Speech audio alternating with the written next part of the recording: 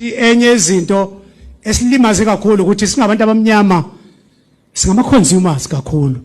Lento yokuba ngama consumer isisingene ngaphakathi yokuthi sisebenzele ezinye izizwe thina singa own lutho.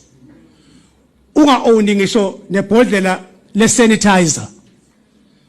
Unga own ngisho nalokho umuntu omnyama kwenziwe inkampani yabamhlophe. Into elula nje yenzeka kalula. Into ethanda kwabhlungu kakhulu isikhathi esiningi ukuthi isiyasingena lento ingaphakathi kithi isegazini lethu lento yokuba ama consumers.